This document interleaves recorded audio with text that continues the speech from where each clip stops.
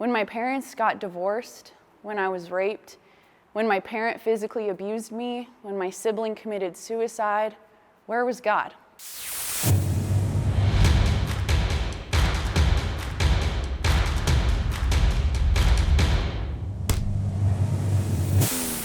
Hey everyone, it's Emily here for this week's Stint Take.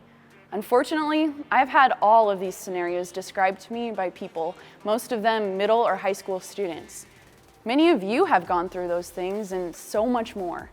So what is it for you? Maybe you're watching this video and you have a "where was God when this happened?" question in your life.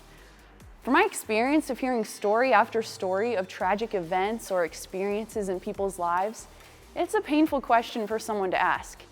There's usually tears behind this question because this event in their life was incredibly painful. So if that's you, I want to tell you, I am so sorry that that happened to you. But I usually have to ask that person, when you ask, "But where was God when this happened?" are you really looking for an answer?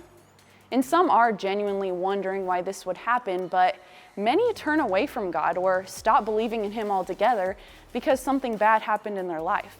Sometimes we justify abandoning God by convincing ourselves that God has abandoned us.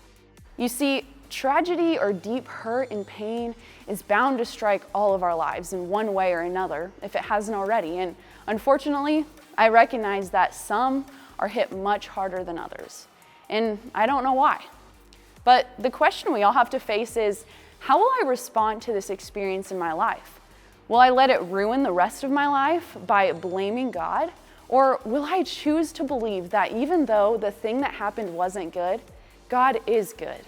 And I suppose you could argue that it would be possible for God to change the past, but as we see throughout the Bible and through many testimonies of people's lives all over the world, God does something even better. He doesn't change the past, but He can redeem it.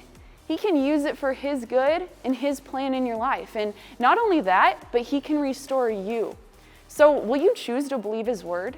Will you choose to believe that He is who He says He is? That He is in control and there is nothing in your life that He hasn't seen? Choose to rest in the truth in the midst of pain.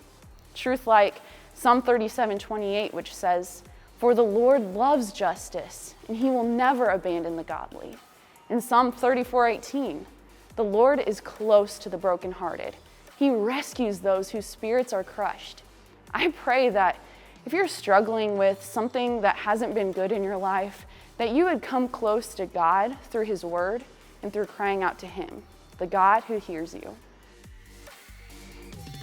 If you want to learn more about this topic and many others, or about our cost-free stint internship, visit toddbecker.org/stint.